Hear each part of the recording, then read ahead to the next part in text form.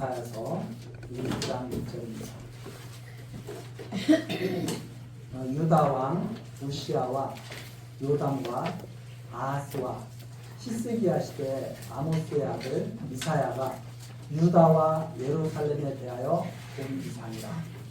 1장 1절 큰절 말씀 읽었습니다. 유다와 예루살렘에 대하여 본 이상입니다. 그 시대는 우시아와 요담과 아하스와 히스기야 시대라고 밝혀주고 있습니다.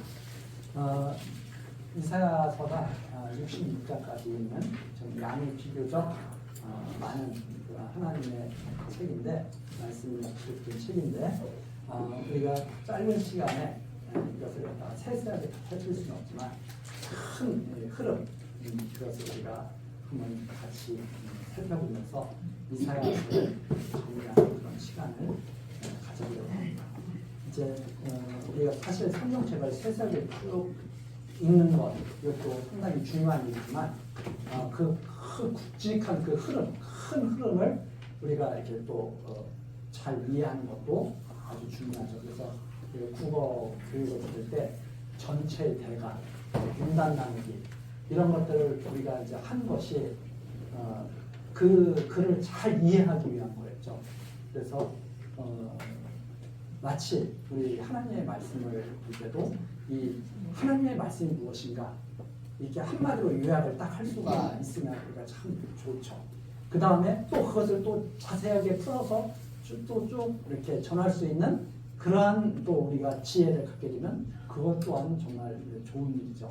그래서 우리는 이 두 가지를 자유자재로 하나님의 말씀을 한마디로 딱 나타낼 수도 있고, 반대로 그 한마디 하나님 말씀을 세세하게 풀어서 자세하게 전할 수도 있고, 이러한 우리 그 하나님의 말씀에 대한 확고한 그런 인식, 그걸 전할 수 있는 그런 능력, 이건 성령께서 역사하시는다고 이렇게 생각을 하게 됩니다.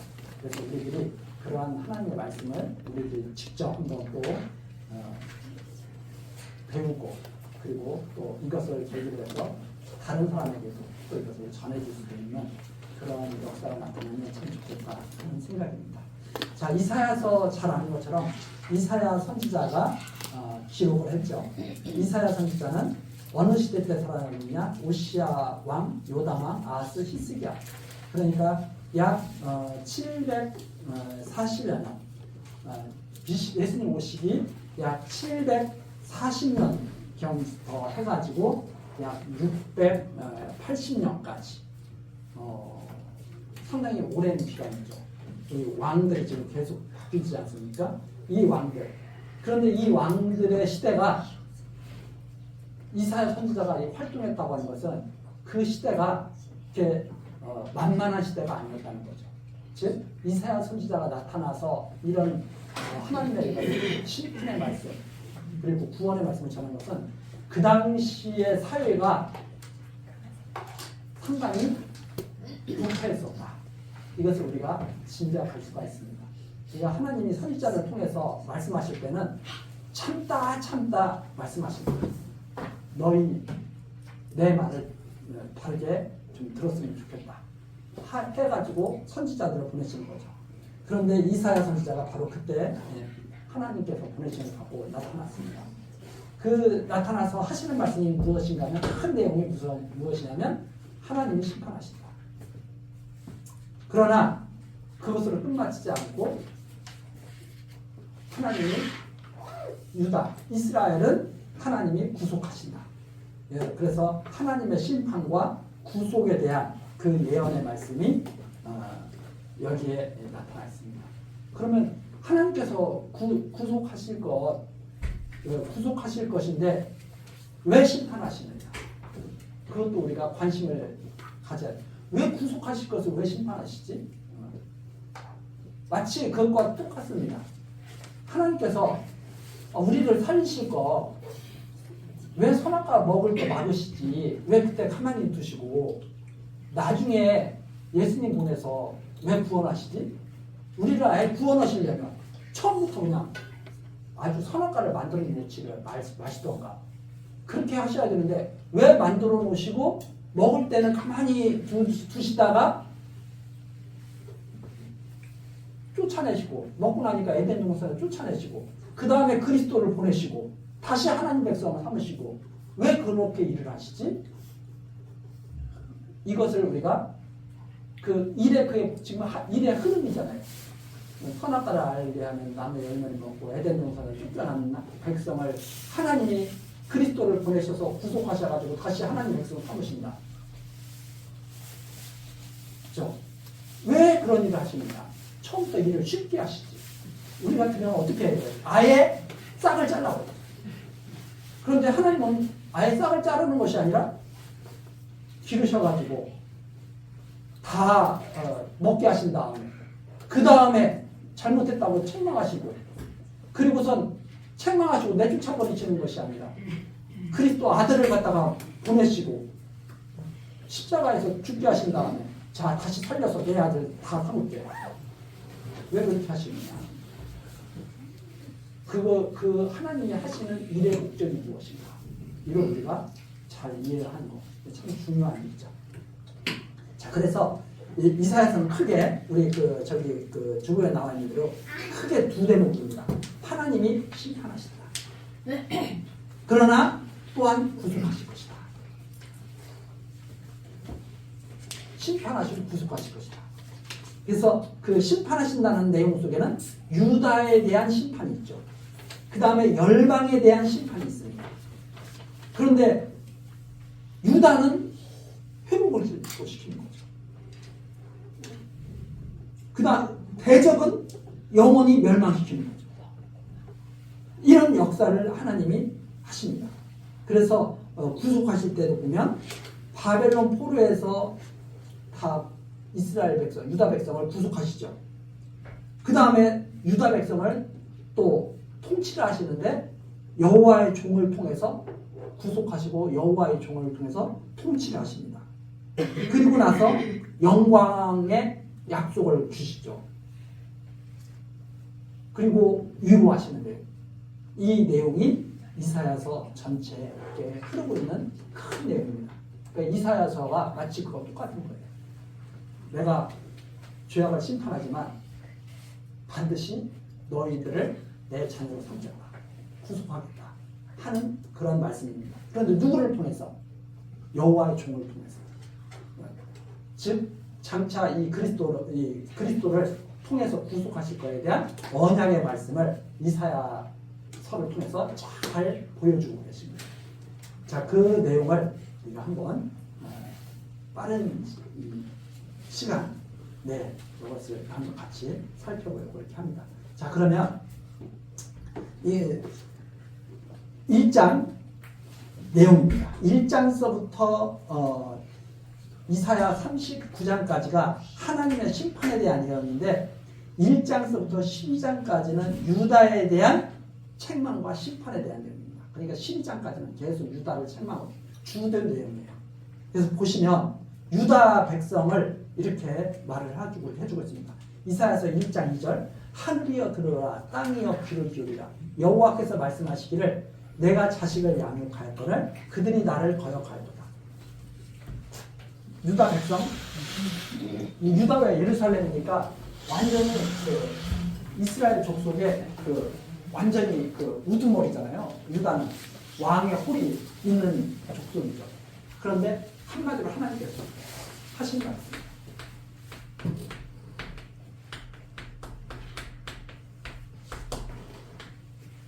너희들은 나를 거역하는 거죠. 거역했다. 자, 그러면서 뭐라고 말하냐면 소는 그 임자를 알고 나귀는 주인을 구유를 알건만은 이스라엘은 알지 못하고 나의 백성은 깨닫지 못하는도다 하셨도다.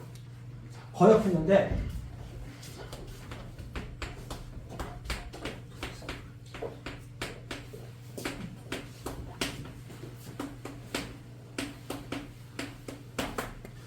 이스라엘을 정의하는 말입니다.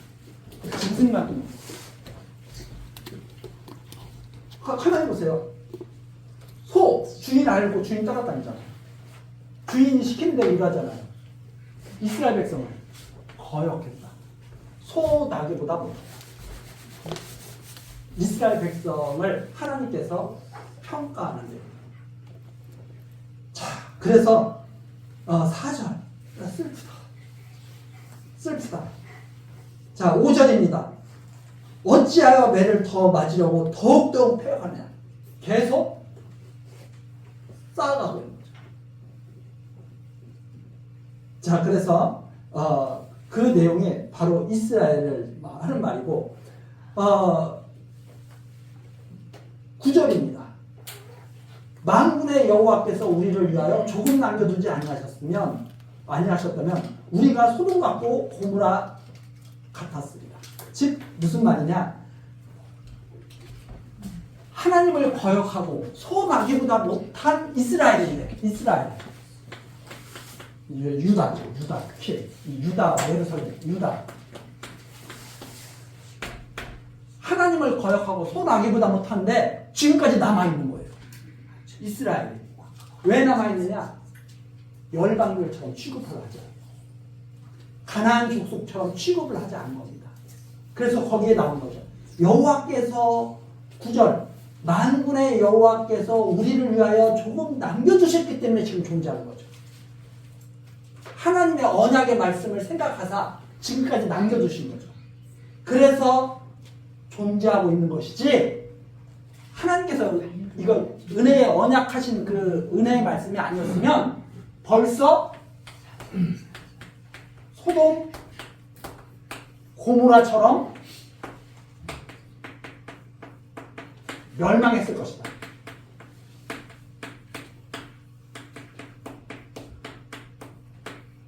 이것이 지금 1장 전체에서 지금 흐르고 있는 거예요. 하나님은 너 거역하는 백성이야. 소 나기보다도 훨씬 못해. 그런데 너희가 지금까지 존재하고 있어. 왜 존재하고 있는 줄 알아? 하나님께서 얼마나 은혜의 말씀으로 너희들을 갖다가 지금 지키고 있는지 몰라. 하나님께서 얼마나 은혜의 말씀을 베풀고 있는지 몰라. 그렇지 않았으면 벌써 끝장났을 거야. 이 내용이 바로 1장에 지금 흐르고 있는 내용이죠.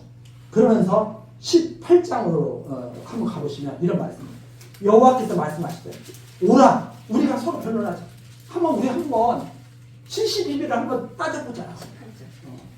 18절이죠. 18절. 우리가 서로 변론하자. 너희 죄가 주홍 같을지라도 눈과 같이 휘어질 것이요 진홍같이 붉을지라도 양털같이 들리라. 그래서 하나님께서 내 말을 잘 듣고 너희들의 그 생각도 한번 정리를 해봐 하는 그런 의미입니다. 그래서 결국 순종과 배반의 그 결국을 갖다가 말씀하시죠. 자, 19절입니다. 너희가 즐겨 순종하면, 너희가 내 말을 잘 듣고 순종을 하게 되면 너희는 정말 아름답게 될 거예요. 그런데 20절 너희가 이렇게 내가 지금 선지자를 보내가지고 이사야 선지자를 보낸 거 아니에요? 이사야.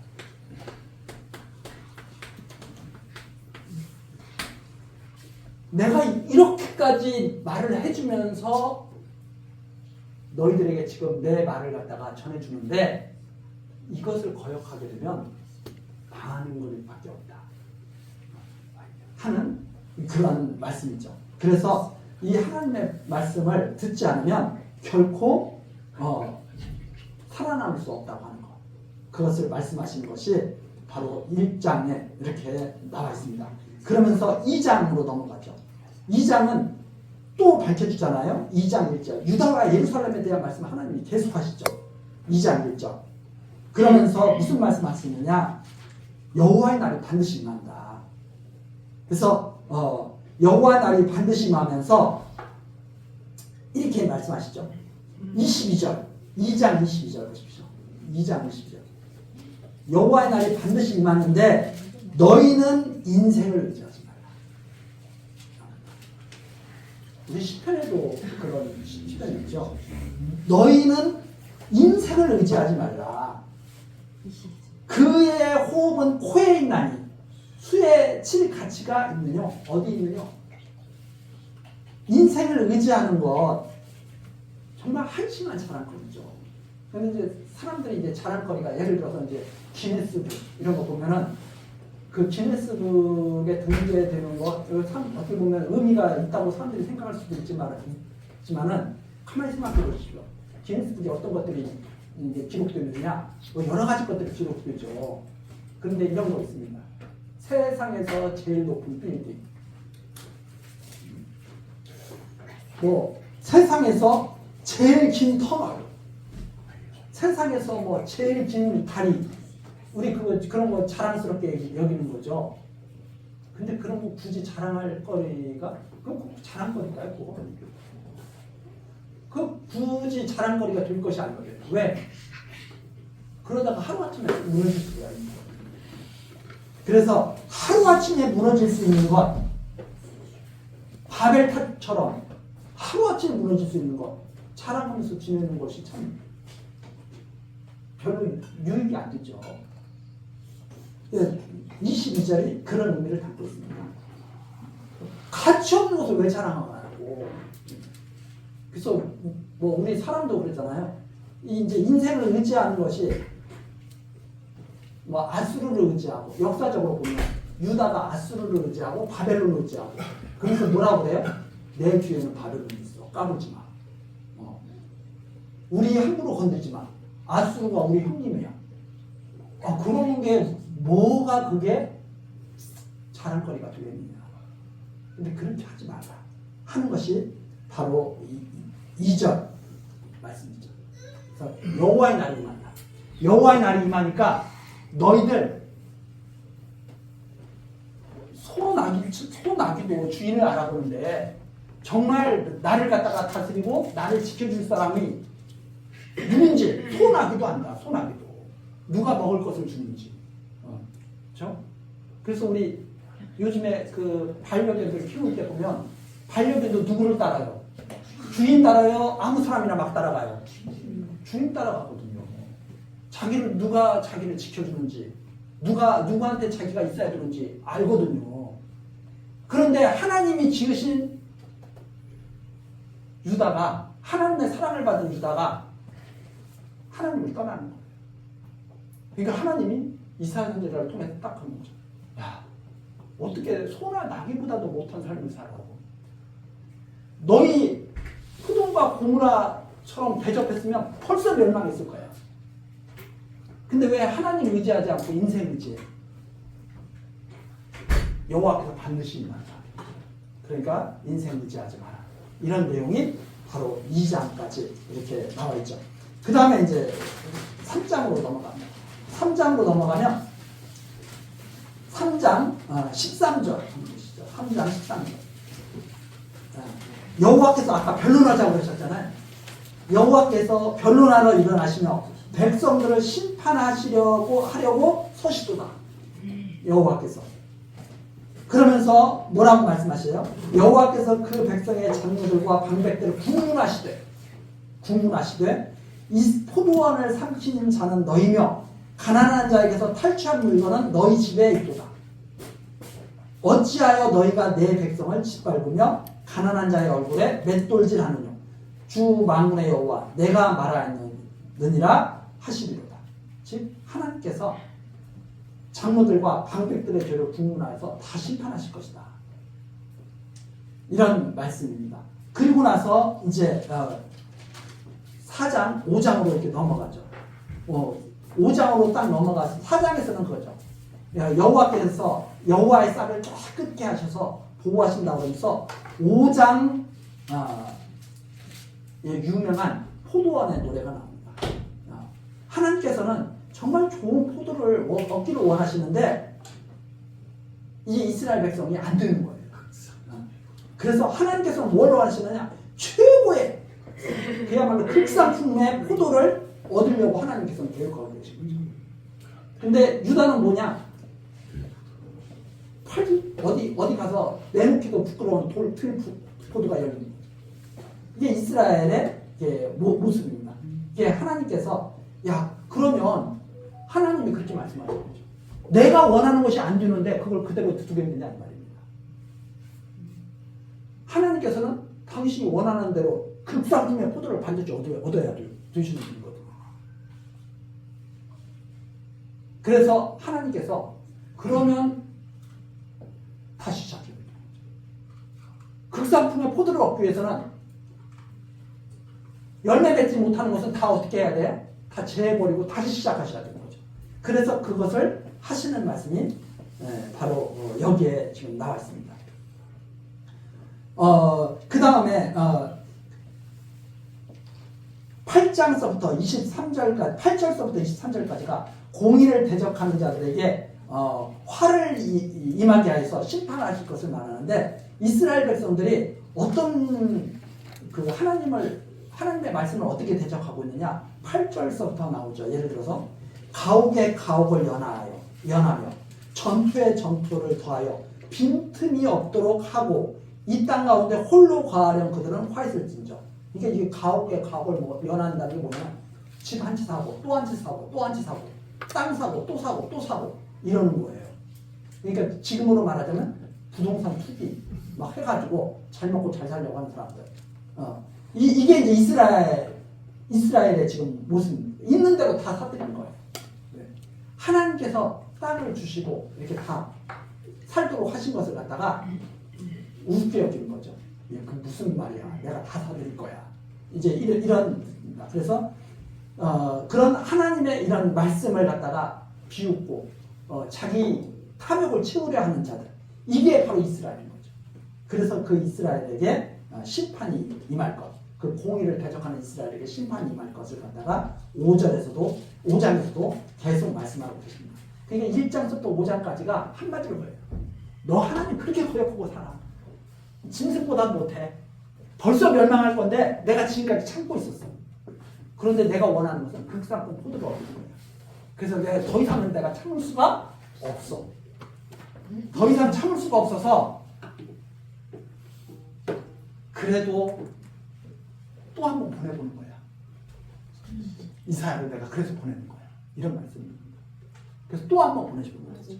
도저히 참을 수가 없는 상황인데도 소돔과 고모라처럼 대접하지 않고 또 한 번 이사야를 내가 보내는 거야.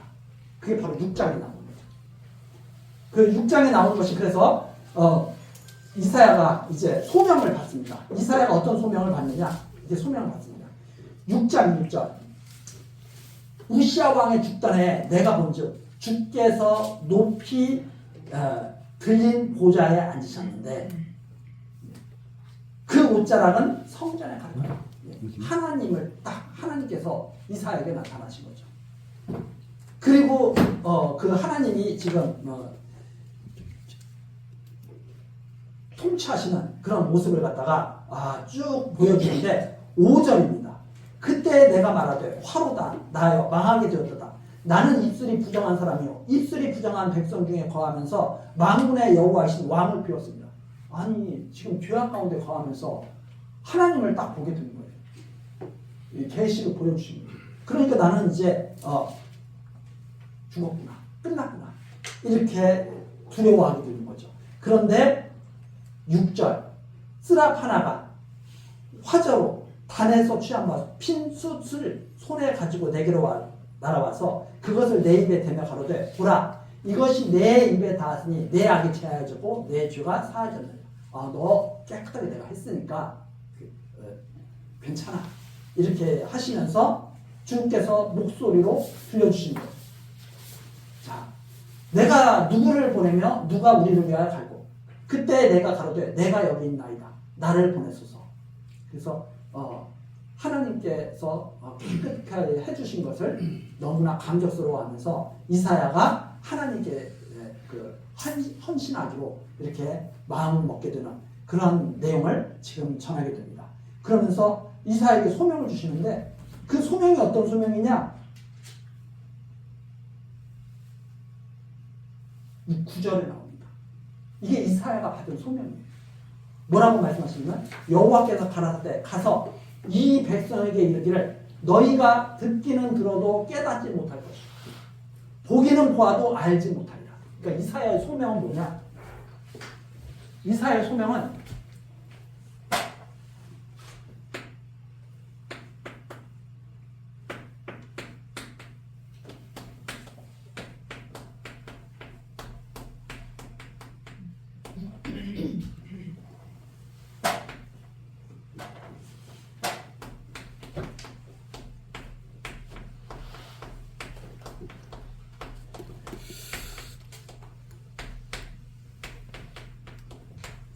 이사야의 소명이에요. 우리는 하나님이 선지자를 보내면 어떻게 하실 것 같아요?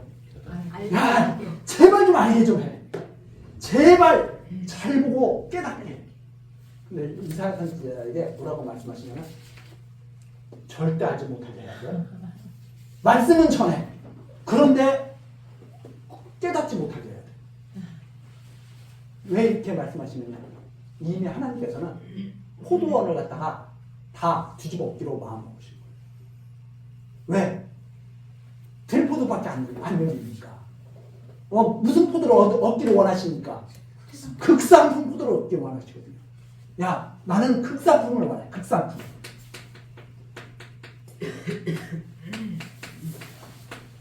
그런데 이스라엘은 뭐예요? 지금 소나기보다는 더고 소돔과 고무라처럼 벌써 멸망을 했어도 몇 번 멸망을 했어야 돼. 그러니까 나는 극상품 포도를 얻기 위해서 나는 할 거거든. 나는 역사를 이끌어갈 거거든. 극상품 포도를 얻기 위해서 이 이스라엘을 안 두겠어. 알지 못하게 하라. 보고 깨닫지 못하게 하라. 당신이 반드시 극상품 포도를 만들기 위한 섭리. 참 어떻게 보면 우리 생각과 참 멀죠. 그러니까 마치 그것과 똑같은 거예요. 하나님께서는 왜 선악을 알게 하시는 나무를 갖다가 가운데 세우시고 그걸 먹도록 내버려 두셨느냐? 극상품 포도를 얻으시는 계획을 갖고 계시는 거예요. 망하게 두시는 거예요. 왜? 당신이 갖고 와야 극상품 포도가 돼요. 사람에게 맡기면 극상품 포도가 될 수가 없어요. 그게 하나님이 감추어 주신 섭리입니다. 그래서 하나님이 나타나시지 않는 게 뭐냐? 그러니까 아니 하나님은 모든 곳에 다 계시잖아요. 그런데 예뱀이 와가지고 야 이거 먹어 했을 때 딱 나타나실 수 있잖아요. 안 오고 계셔. 스스로 숨어 계셔. 당신의 일을 갖다가 은밀히 하시는 거예요. 은밀하게. 자, 그런 의미가 있습니다. 그래서 여기 10절 이 백성의 마음으로 분하게 하며 그 귀가 막히고 눈이 감기게 하라. 하나님이 걱정하시는 것이 뭐냐?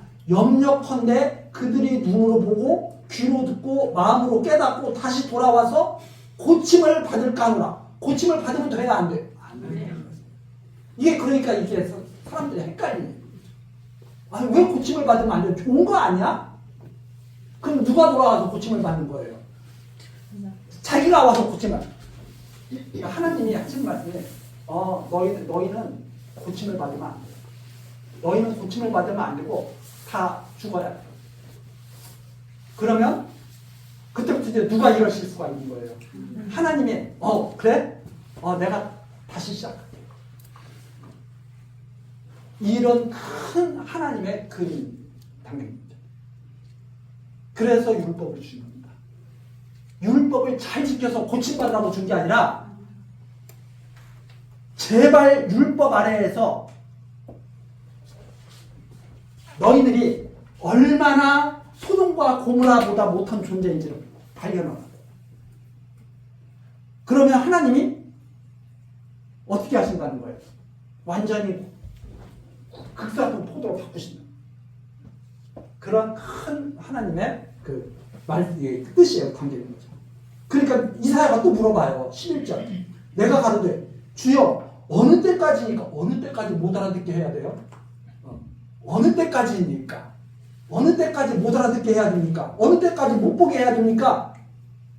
그러니까 대답하시되 성읍들은 황폐하고 거민이 없어. 한마디로 말해서 완전히 망할 때까지 못 보게 해요. 완전히 망할 때까지. 그렇죠? 그래서 12절 여호와께 멀리 옮기워서 이 땅 가운데 패한 곳이 많을 때까지니라. 그래서 완전히 딱 망하고 어떤 때까지 10분의 1이 오히려 13절 그 중에 10분의 1이 오히려 남아있을지라도 이것도 삼켜움 받을 것이나 밤나무 상수리나무가 배임을 당하여도 그 구루터기는 남아있는 것 같이 거룩한 씨가 이 땅에 구루터기다. 야, 북쪽 이스라엘, 남쪽 유다가 있잖아요. 여기 나무가 두 나무가 그걸 상징하는 것 같아요. 그래서 북쪽 이스라엘 완전히 딱 잘라져 버리고, 자, 나무 이렇게 나무가 두 그루가 있는데, 이거 완전히 다 잘라버려. 이거 다 잘라져 버려가지고 이제 뭐만 남아 있어요? 그루터기, 이 뿌리, 이 그루터기만 이렇게 남아 있는 거예요. 그루터기만. 요것만 이 근원만 살아 있는 거예요. 이 근원만. 여기도 근원만 이렇게 살아 있는 거예요. 이 그루터기가 이렇게 남아 있어요. 이 뿌리가. 이건 다 잘라져 버린 거예요. 완전히 다 끝나버린 거예요. 그런데 뭐가 남아 있어요?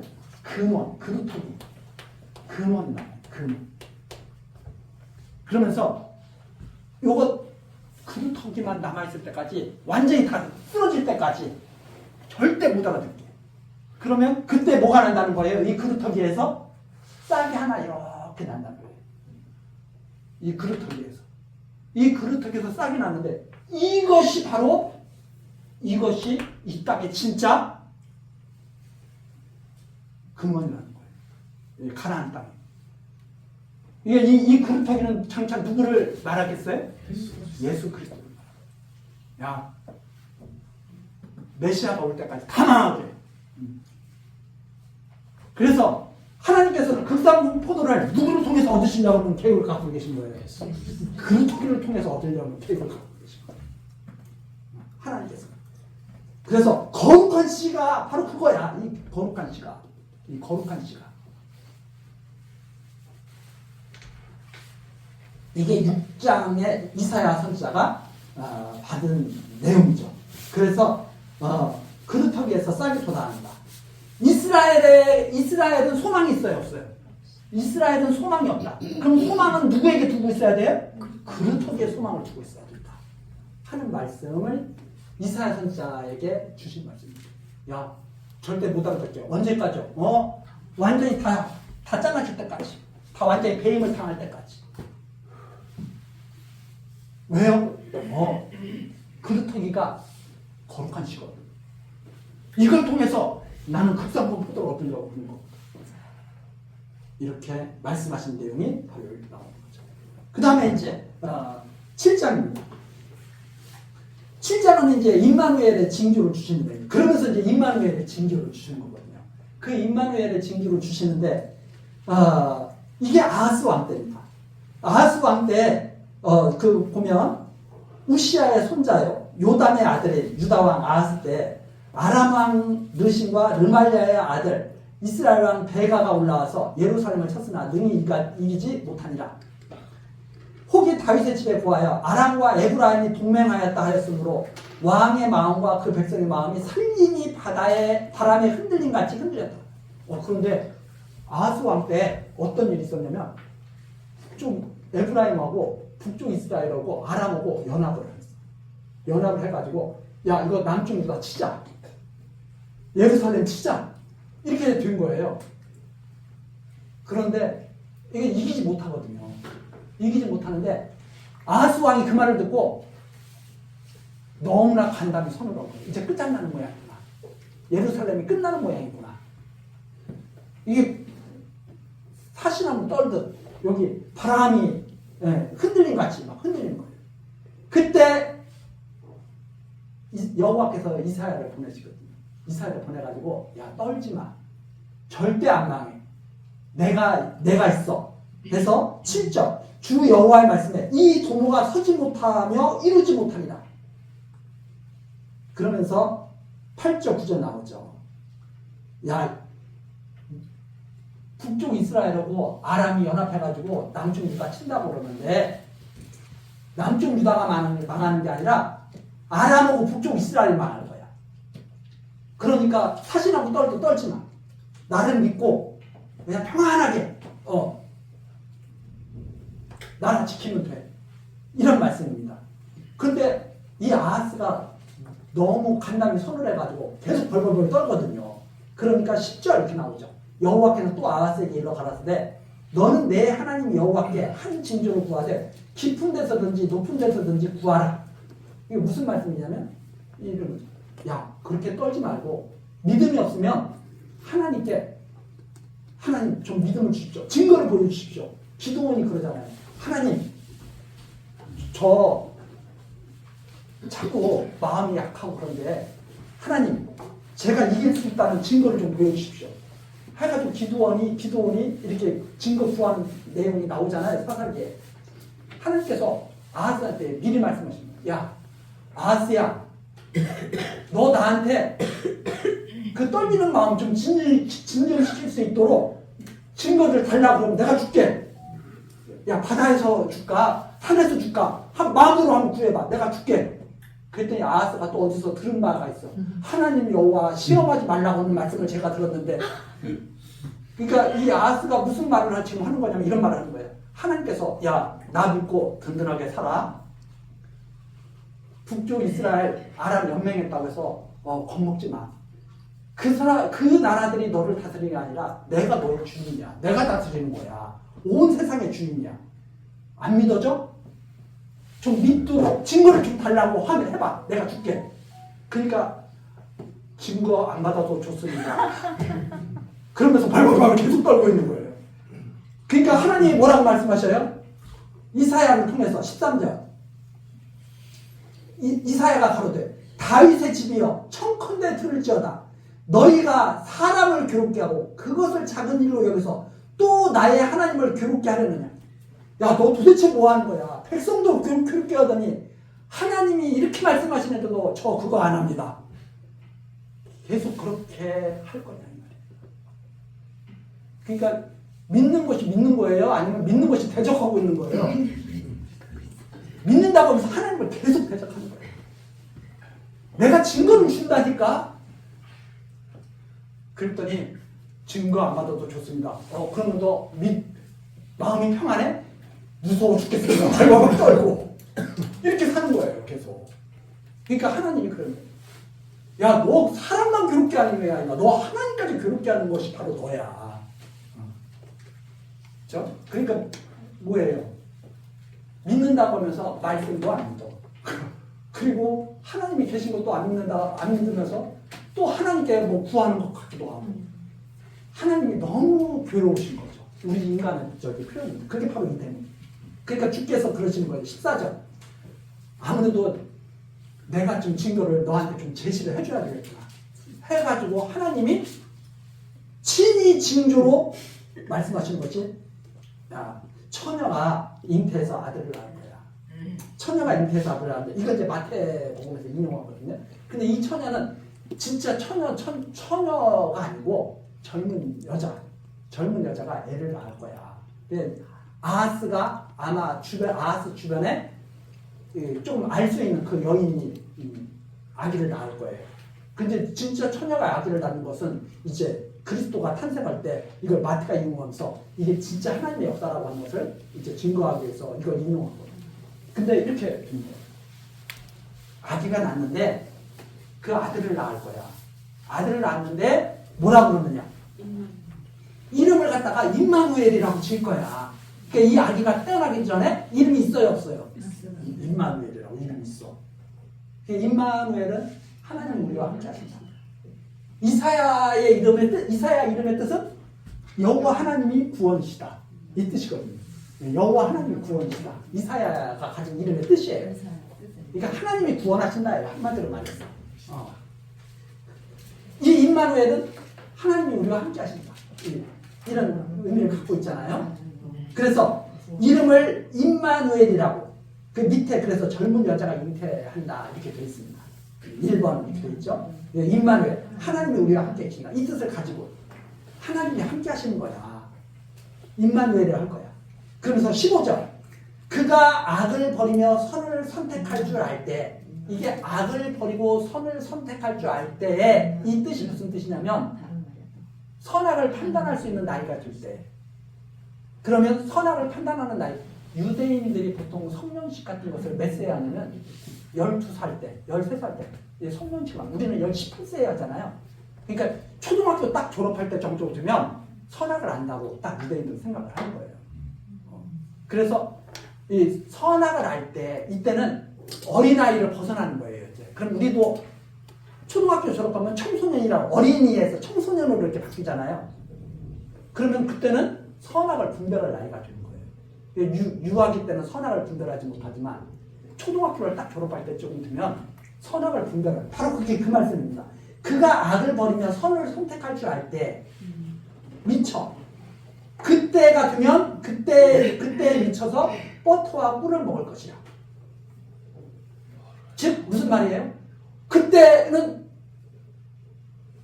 사시나무를 떨던 이 유다가 어떻게 될 거예요? 이제 즐겁게 사는 때가 될 거예요. 그때. 왜 그때가 되느냐? 바로 이렇게 되는 거죠.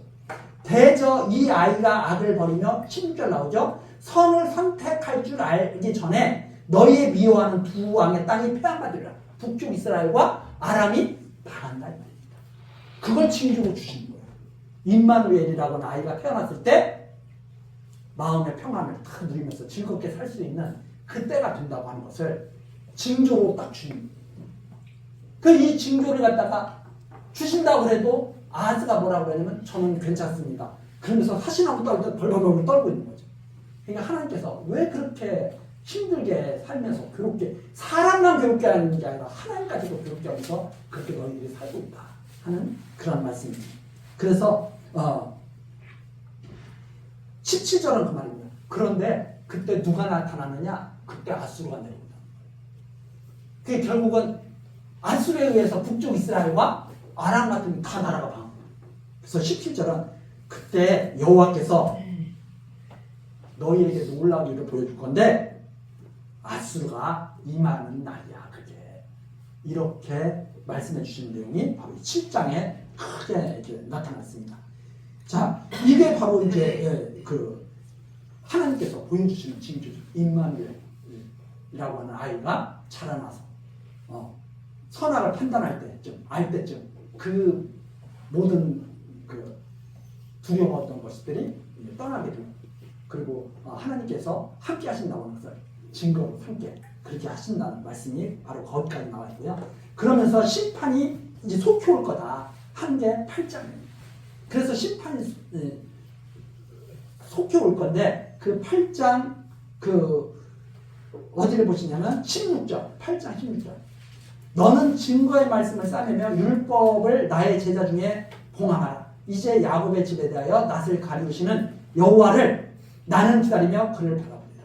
하나님께서 야곱에 대해서, 야곱의 집에 대해서 낯을 다 가리시죠.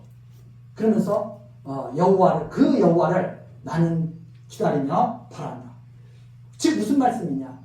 이스라엘에게 소망은 이제 하나님밖에 없다 하는 내용입니다. 그러면서 9장으로 넘어가죠. 9장 1절서부터 7절. 전에 고통하던 자에게는 흑암이 없으리로다.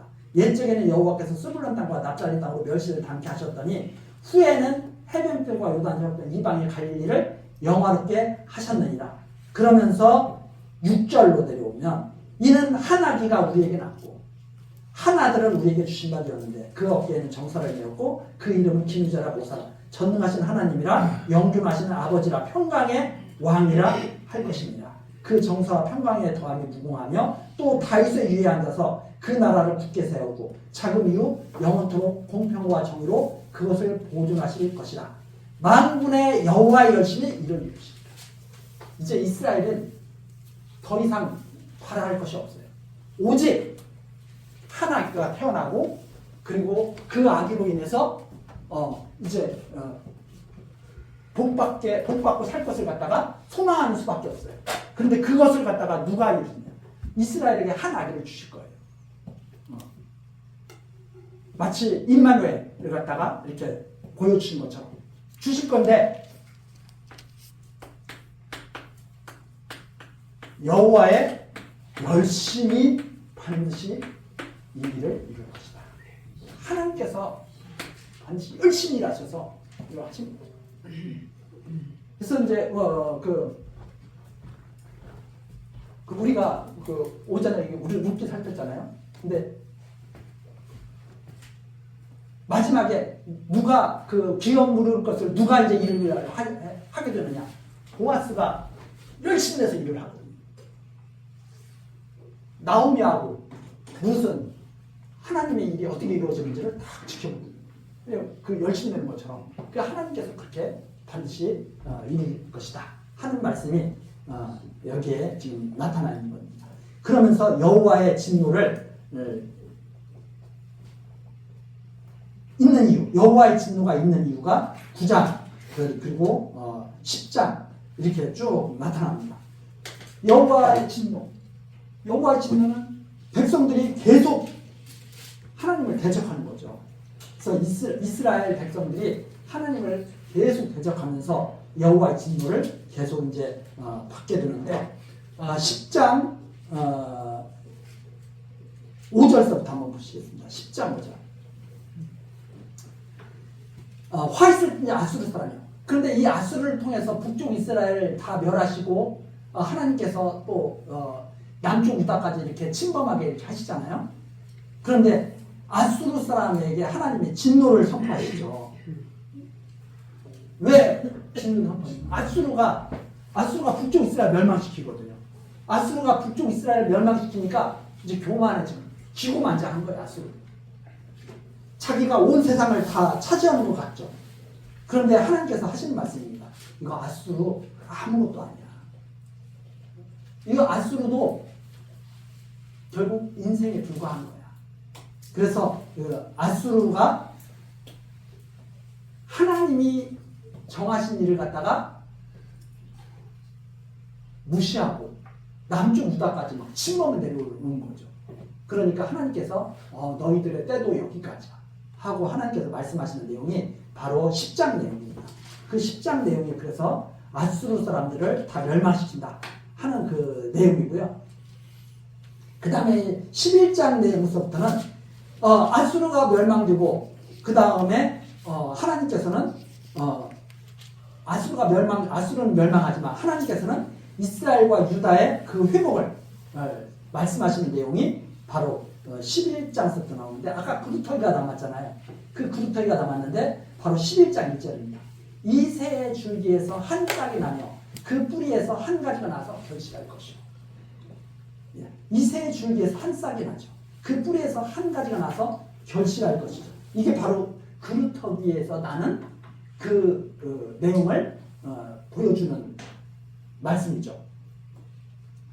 그러면서 여호와의 신 2절 곧 지혜와 총명의 신이요 모략과 재능의 신이요 지식과 여호와를 경외하는 신이 그 위에 강림하시니 이 새 줄기에서 한 가지가 나서 결실하는데 그 위에 바로 지금으로 말하자면 성령이 강림하십니다.